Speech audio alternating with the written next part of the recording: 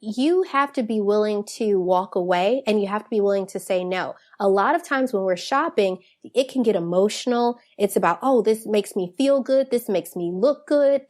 People will look at me a certain way in a Mercedes. But the truth of the matter is, when you're really happy, none of that stuff matters. You're listening to Financial Grown Up with me, certified financial planner Bobbi Rebell, author of How to Be a Financial Grown Up. And you know what? Being a grown up is really hard, especially when it comes to money. But it's okay. We're going to get there together. I'm going to bring you one money story from a financial grown up, one lesson, and then my take on how you can make it your own. We got this. Hey friends, that was author Reese Everson of The Babe's Guide to Generational Wealth. And it's true. We hear it all the time, but it's still true. We should be willing to walk away when we have doubts. You know that feeling. Taking that moment to pause and consider can give us a lot of perspective and really help make the right decision.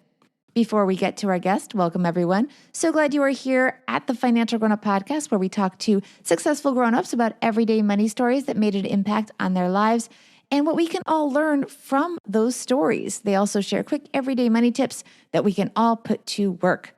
Our grown-up for this episode is Reese Everson. She is, as I mentioned, the author of The Babe's Guide to Generational Wealth. Her previous book was The Babe's Guide to Winning in the Workplace. Reese is also a lawyer and a women's rights advocate and a philanthropist. The money story that she shares is something we can all relate to, going shopping for one thing with a budget, and then a more expensive version of that item catches our eye. Yeah, we've all been there. Here is Reese Everson. Reese Everson, you're a financial grown-up. Welcome to the podcast. Thank you so much for having me, Bobbi. I am so happy you're finally here. We've worked hard to get you on. You're the founder of Babes in the Workplace. You're also a lawyer, and you're now coming out with your second book, which is The Babe's Guide to Generational Wealth. Everyone's wondering already, what does Babes stand for? It's an acronym. Well, Babes are a special brand of women. Babe stands for beautiful, ambitious, brilliant entrepreneurs. And I think a great majority of us fall in that category, but it's just a very cool way of saying it. Oh, well, I love it. So this is the second book, and you're talking about generational wealth. I just want to give people a little sense of what it's about before we get to your money story. It has to do with an inheritance that did not happen the way it should have. Here's what happened, Bobbi. When my grandmother passed away in 2014, I was informed during the reading of her will that she wanted to leave her home to me. Unfortunately, there were some other things that happened, and the long short of it is that some family members kept the paperwork, which is her trust. She created a trust, but they kept it a secret. She created this trust with her attorney back in 1997, and they didn't want me to find out about it because the long short of it is that the insurance policies that she had, if I had learned about the trust, I would have known that the trust said to pay off her condo, pay off the mortgage, reverse mortgage on her condo, and I was the person she designated to receive the condo, so I would have received a free and clear home. But if her family members didn't let me know about the trust, they would have been able to keep the proceeds of the insurance policy all to themselves without paying off the condo. And so they thought to themselves, well, heck, we should just keep this money and split it. If she doesn't know about the trust, she won't require us to pay off the condo. And so in short, people just put their own best self-interest first. Well, there's a lot more to the story. There's a lot of dramatic twists and turns. And what I loved about the book is that you use it as a foundation to share a lot of information about things that people don't know about in terms of how finances work, especially in terms of the things that you're talking about, inheritance, reverse mortgage, and so on. But so that's a little teaser for the book. So everyone needs to check out The Babe's Guide to Generational Wealth. Let's talk about your money story. It's something that you kind of mentioned briefly, but I want you to expand on. It's about going shopping for a car, and you were originally going to buy a Nissan, and then again, you're so dramatic, Reese, another twist in the story. Yes. I got to the dealership to go pick up my Nissan, and they were just giving me all sorts of hoops to jump through. Oh, we don't have that color. Because here's the thing. they posted an advertisement that said the vehicles that they were, the Nissan Maximas, were $199 with no money down. Now, when we hear those things, we think, oh, okay, that sounds good. But when you really get there, there's a couple other stipulations. They may limit it to a certain color. And then when you get there, they don't have that color, kind of like when you want something from Target, but they're sold out and you can't just get a rain check, right? And so I got to the dealership and they were trying to give me all this runaround because they really wanted me to pay a much higher price. And that advertisement was just to get me in the door. So I told them, I said, listen, I'm going to go to lunch and I'm going for a walk. When I get back, I'll be ready to sign off on the car and you'd better have the color or whatever you need to have so that I can have the price that you advertised and I'm not paying a penny more. During my walk, I walked across the street to the Mercedes dealership and I saw the car of my dreams. I said, oh my gosh, I just want to take a picture inside this car so I can put it on my vision board, I need to see myself in this vehicle. So I walked in and I sat down and I told the guy, I said, excuse me, can you take a picture for me? He said, of course. So I take this picture and he said, well, what car are you looking at today? I said, oh, a Nissan Maxima. He said, you don't look like a Nissan girl to me. You look like a Mercedes girl. He's a good salesperson. Right?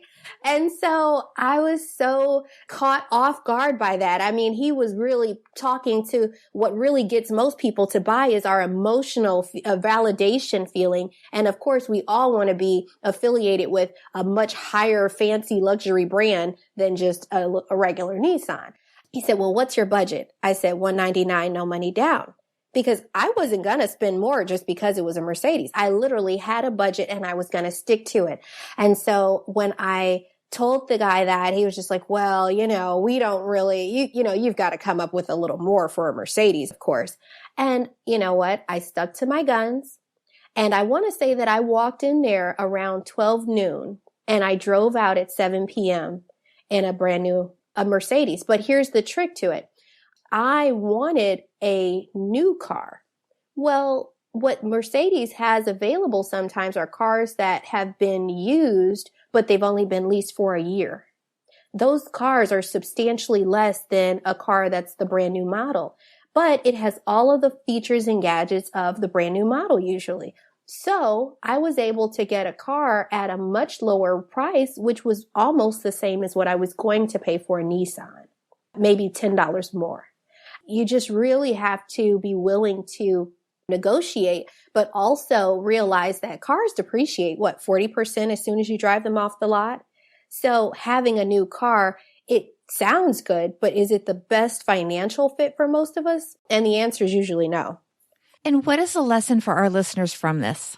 The one thing I realized is that you have to be willing to walk away and you have to be willing to say no. A lot of times when we're shopping, it can get emotional. It's about, oh, this makes me feel good. This makes me look good. People will look at me a certain way in a Mercedes. But the truth of the matter is, when you're really happy, none of that stuff matters. Fast forwarding from that experience, I was actually in California maybe 2 years after I had gotten my Mercedes. And I was riding up the coast, the Pacific Highway, past Malibu and all of that stuff. And I was driving a rental car, a Hyundai. And it's just a basic Hyundai, nothing fancy about it. But I was just as happy and just as peaceful in this Hyundai as I was in my Mercedes. So what I realized is when you're really happy, it's not about the car that you're in. It's about how you feel about yourself and inside yourself. And so when you really are at a place where you've made sure that you are walking in your happiness and you're not putting up with unnecessary drama or going through stress and harassment at work, you're going to be perfectly fine with whatever vehicle gets you from point A to point B. Love that. For your everyday money tip, I actually asked you to talk about something else in your book, and it has to do, it's in your section on tips for fabulous credit. Well, one of the first tips I have for people is open your mail. And it sounds really, really elementary and simple, right? But here's the truth of the matter.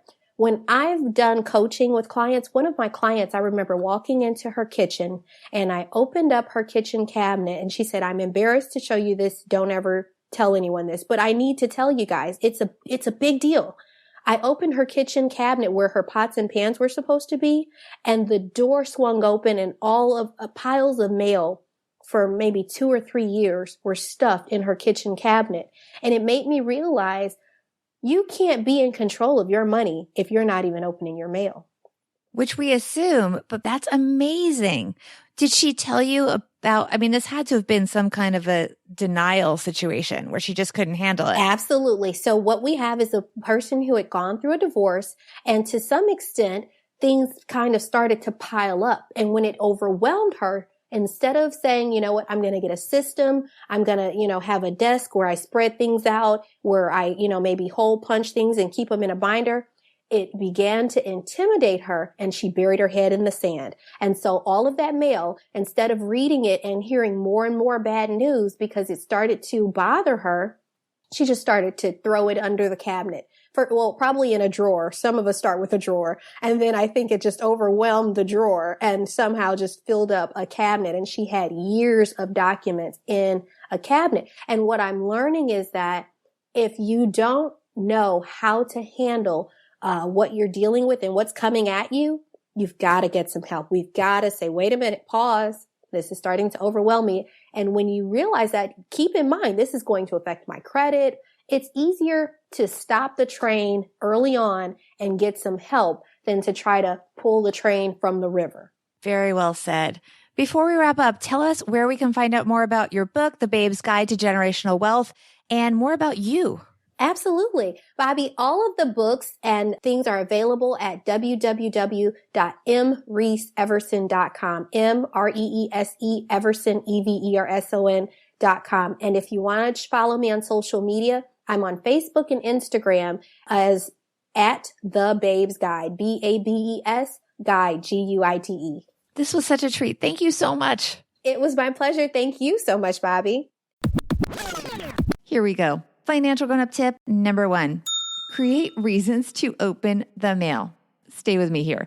This may sound silly, but because I personally do have a habit of letting the mail go a few days, sometimes even a week, I have recently started creating reasons to open the mail, specifically the idea that money could be coming in, good things. So for example, I have an account on Rakuten. It's a browser extension that pays you a few % back on things that you buy. It doesn't always add up to that much, although I've gotten as much as $99 in a month, which is not all that bad.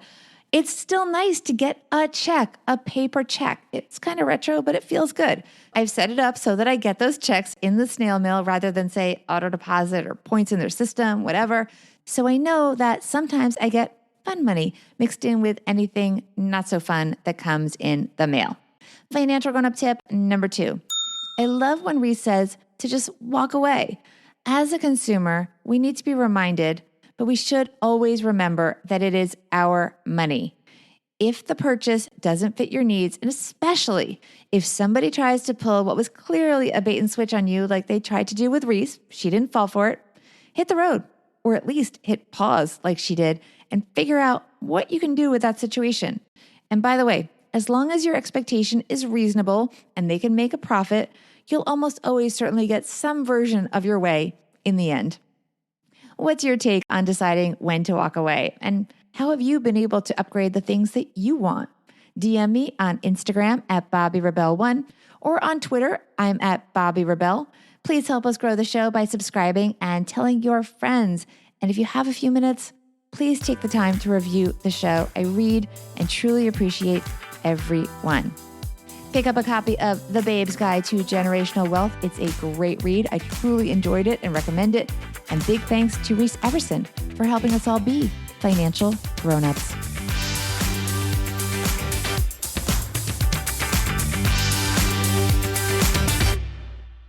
Financial Grown Up with Bobby Rebel is edited and produced by Steve Stewart and is a BRK Media production.